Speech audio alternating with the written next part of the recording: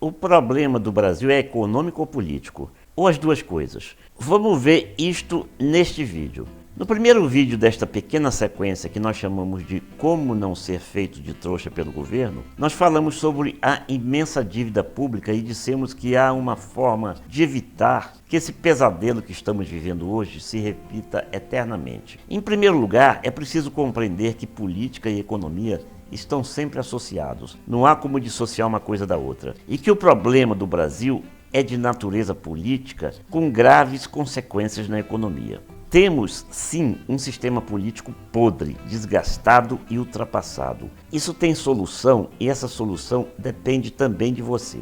Não resta a menor dúvida de que usaram de forma irresponsável o nosso dinheiro. Na área administrativa, isso é inquestionável e nem é preciso se alongar muito. Mas temos que compreender o seguinte: se existem bandidos e ladrões na política, é porque os eleitores colocaram esses bandidos e ladrões lá. E a maioria das pessoas diz que brasileiro vota mal porque é desinformado. Vamos ver se isso é totalmente verdade, citando um exemplo bem ilustrativo. No dia 28 de janeiro de 2004, 3 auditores fiscais do trabalho e mais um motorista que conduzia esses fiscais, numa fiscalização em área rural do município de Naí, Minas Gerais, foram assassinados por jagunços. O que esses fiscais faziam? Fiscalizavam fazendas do agronegócio devido às denúncias de trabalho escravo na região. Região essa que, por sinal, é recorde em casos de câncer devido ao abuso de agrotóxicos nessas plantações. E o que aconteceu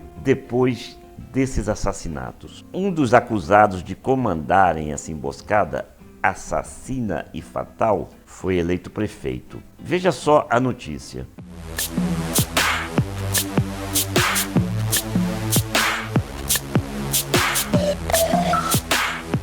Pois bem, o crime teve repercussão nacional. Será que os mais de 70% dos eleitores que votaram no candidato não sabiam de nada? Não estamos aqui querendo transferir culpas. Embora seja inquestionável reconhecer que em muitos municípios uma infinidade de eleitores ainda vota em troca de tijolos e de telhas para suas casas, devido à situação de penúria, temos que admitir sim que o Brasil só muda para melhor se o sistema político passar por uma reforma séria e quando os eleitores se conscientizarem de que fazem parte dessa reforma. Então, além da gigantesca montanha de dinheiro que terá que ser paga em razão do déficit nas contas públicas, o que se refere ao lado econômico, a questão é muito mais complexa e profunda do que se possa imaginar, porque no tocante à política é urgente fazer reformas profundas no sistema eleitoral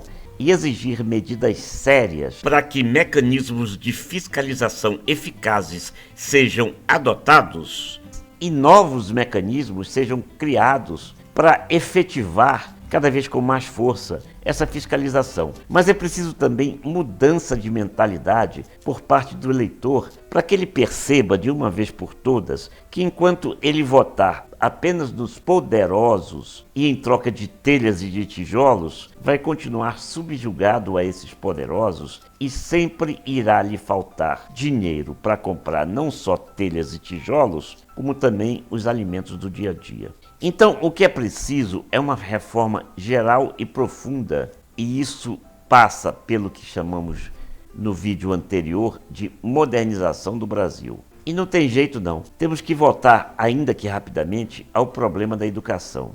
O escritor já falecido João Ubaldo Ribeiro disse certa vez numa entrevista que um dos seus livros foi usado como tema para uma prova de vestibular, mas que nem ele conseguia responder as questões sobre o seu próprio livro abordado na prova, porque as perguntas pareciam um quebra-cabeça de alta complexidade. Lembro isso apenas para ilustrar que uma das questões básicas é ter em mente que a educação hoje é ministrada de forma muitas vezes insuportável e que só tem um jeito de transformar as pessoas em bons alunos, tornando a educação em algo atrativo pelo qual as pessoas se interessem de fato. Não se pode mais conviver com a realidade de que o aluno vai para a aula como algo que lhe pareça um verdadeiro sacrifício. E certamente é por isso que os brasileiros hoje escrevam e falem tão mal o seu próprio idioma, mas evidentemente esse é apenas um exemplo de matérias tão mal ministradas,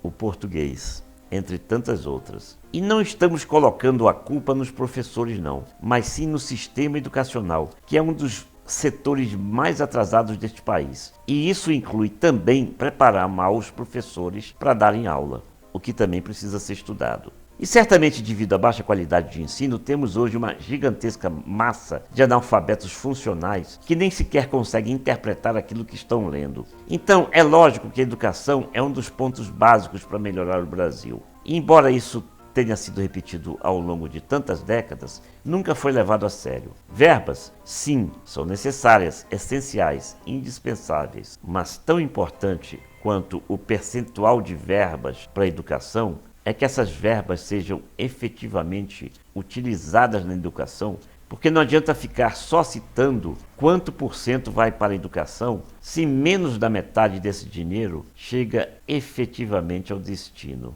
Então, não tem para onde correr. Sem educação, nenhum país se moderniza. E por falar em educação, temos que repetir, prepare-se antes de querer discutir os problemas do Brasil. Informe-se, estude. No nosso vídeo sobre o falso déficit da Previdência, por exemplo, tem gente comentando como se o regime geral dos aposentados do INSS fosse o mesmo dos regimes próprios dos servidores públicos. E são duas coisas completamente distintas. Então a situação do Brasil é realmente muito grave e todos os brasileiros devem participar do debate para tirar o país do buraco. E a educação precisa sim de reforma e de uma reforma geral, profunda, séria, abrangente, de cima a baixo. E você deve participar desse debate. Mas por favor, prepare-se. E diga para todos os seus amigos, colegas, conhecidos, parentes se prepararem também. Para todo mundo participar desse debate, mas ninguém ficar falando merda. Assine o nosso canal. Visite o site sucessoefortuna.com.br. Estamos esperando você.